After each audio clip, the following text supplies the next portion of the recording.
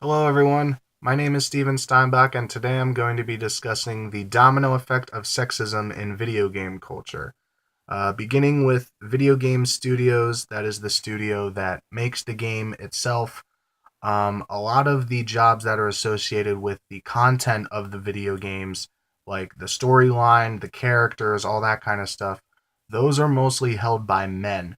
A lot of times, women in video game studios have the jobs of receptionist, secretary, those kinds of jobs.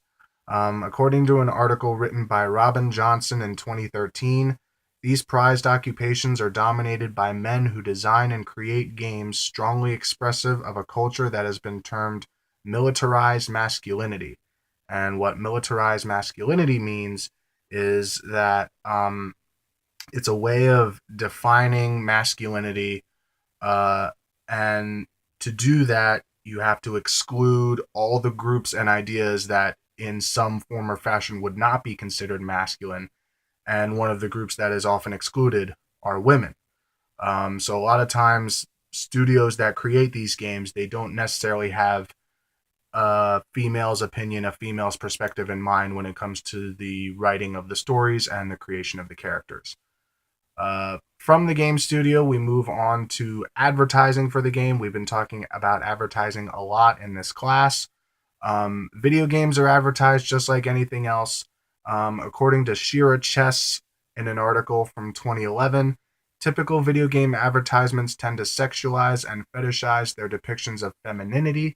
The subsequent advertisements that appear in women's general interest magazines focus their pitches on real world productivity through self help.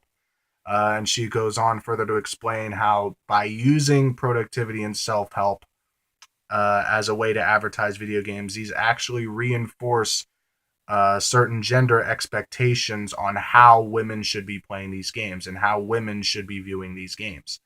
Um, so, as you can see, game studios kind of play a heavy hand in how their games are advertised because obviously they want their games advertised in the best way. And the way that they do that is, they take the ideas that went into the creation of the game. Many of them just so happen to be sexist and not include the opinion of women. It transfers into the advertising for the game. Moving on to the content of the game itself. A lot of times in games today, you see games where women are sexualized in their clothing, in their attitudes. They don't serve an important role. They're not a main character. The example I have is of a game from 2012 where a woman is the main character, but as you can see there, she is dressed in a, I guess we'll call it, scantily clad cheerleader outfit. The game is Lollipop Chainsaw. It came out in 2012, and it's about a cheerleader who kills zombies with a chainsaw. Um, Now, I have a quote here from an article written by Teresa Lynch, Jessica Tompkins, Irene Van Driel, and Nikki Fritz from 2016. And they say, in comparison to male characters, games more frequently showed females in clothing that left them particularly nude and inappropriately dressed for performed tasks. And they actually go on further to say how, even though they are improperly dressed or sexually dressed, that doesn't necessarily imply that they are incompetent or that they are subversive to their male counterparts in the game. But like the example I just showed of Lollipop Chainsaw, when you think of someone who's killing zombies with a chainsaw, personally, I don't think of a woman in a cheerleader outfit, and it it just makes it kind of obvious that there's some kind of sexism going on, because I think if a man was in the same kind of game, they wouldn't be dressed in like shorts and no t-shirt or some other sexualized format like that. You know what I mean? So moving on from the video game, we move on to the players of the game. Now, I have a few sources here talking about how video games influence the players, how video games that have this sexist tone to them kind of create this gender gap between male players and female players. An article from Lot van der Meulen and John Van Louis from 2016.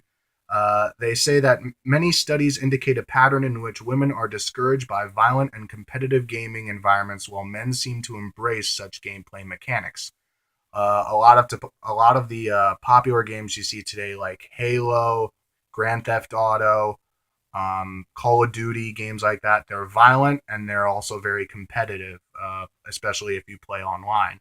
So these kinds of games actually kind of turn women away because um, statistically, women are not drawn to the popular games that many men are playing today.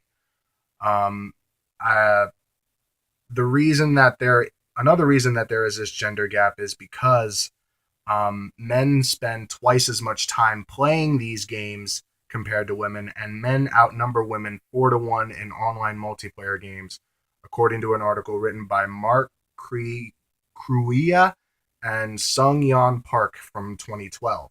So not only are there more men playing games and they're playing them for over twice as long, they're playing games that frankly women aren't very interested in because of the content and how those games are supposed to be played. Finally, one of the other problems when it comes to female video game players trying to connect with these video games is identity. A lot of times when you find, especially in modern video games, they're almost kind of cinematic in a way that helps you identify with the characters. You create an emotional bond with these characters. This is a problem for women, especially when sexism is at play in these games. According to Charlie Eckenbarger from 2014, the perspective changes in video games, such as having control of your character versus loss of control during cutscenes or pre-planned events, complicates identification due to the control and surrender that players have over their characters. Basically, that's saying there's certain times in a game where you may have control of your character, you may not, and a lot of times that hinders in the ability for a player to kind of identify with their character. And not only that, the amount of content that may be sexualized or stereotyped for women in video games is, again, just kind of a pushback for them not wanting to be involved with that culture to begin with. So sexism is prevalent across the line in video game culture, and video game culture has made a lot of steps to try to um, not be as sexist and make more independent female characters, make more strong female characters in games. But they still have a lot of work to do. But here's hoping that the next big female video game character and a big female audience to come with it is just around the corner.